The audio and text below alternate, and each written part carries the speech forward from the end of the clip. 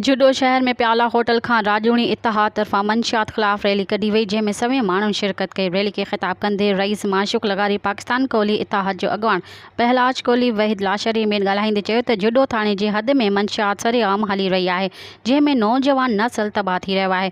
Police मंशियात खे बंदि करण बदिरां रिश्वत वठण में मसरूफ़ लॻी पई आहे। हुन खां अलावा चोरियूं फूरूं ऐं ॿियूं वारदातूं माण्हुनि जो जीअण झंझाल करे छॾियो आहे।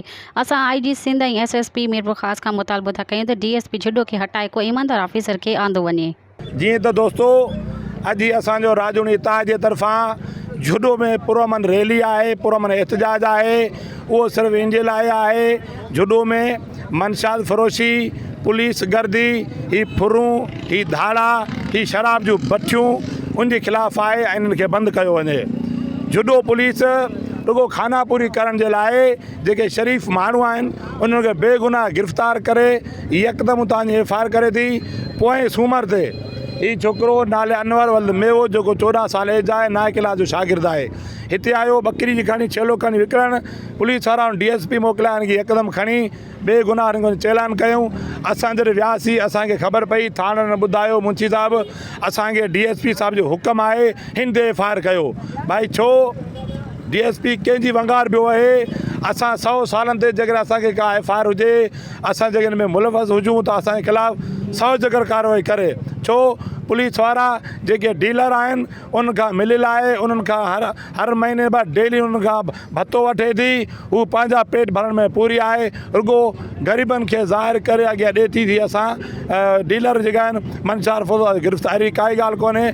पुलिस रुगो पुलिस गॾु करण में पूरी आहे। सॼी सिंध में हींअर मंशियात ख़िलाफ़ जेका आहे कार्रवायूं थियनि पिया। ही वाहिद जेको जुडे थाणे जी हद आहे, उते का बि मंशियात जे ख़िलाफ़ माना मंशियात जेके डीलर आहिनि उन्हनि खे बाक़ाइदे छूट मिलियल आहे। तव्हां हींअर ई हलो नबीसर मोड़ ते सरेआम 2100 गुटको कचो ठरो तव्हांखे सरेआम मिलंदो। सिलोर मोरी ते, आवरी ते, गुग मोरी, चांग मोरी, ही जेके हर हंधि जुडे तालुके थाणे जी हद में हर हंधि तव्हांखे सरेआम जेका असां मंशियात मिलंदी। ऐं ही जेको DSP आहे उहो गरी एवज़ जेको रिश्वत वठे थो। राति में हिन टंडो जान मोहम्मद में हिकिड़ो वॾो डीलर पकड़ियो हो, उनखे वॾी रिश्वत वठी उनखे जेको आज़ादु कयो। तंहिंजे करे IG सिंध असां DIG मीरपुर ख़ासि SSP मीरपुर ख़ासि खां मुतालबो था कयूं त हिन DSP खे हितां हटायो वञे ऐं ॿियो कोई ईमानदार जेको ऑफिसर आंदो वञे। जे ख़िलाफ़ जेका जुडो जी पसगिरदाई में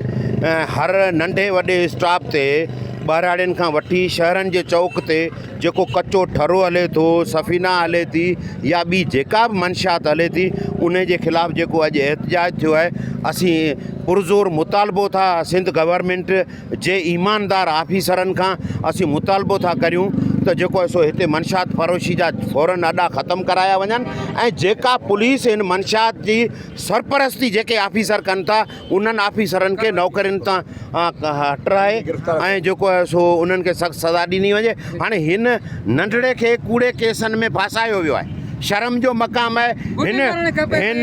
हिन DSP के चऊं था त हिन IG खां मुतालबो था करियूं त हिन ॿारड़े खे चालान करण वारे ऑफिसर खे सख़्तु सज़ा ॾिनी वञे। मज़ीद ख़बरनि ऐं तफ़सीलात लाइ विज़िट कयो असांजी वेबसाइट www.awamiNewsHD.com ऐं ॾिसंदा रहो अवामी न्यूज़ HD।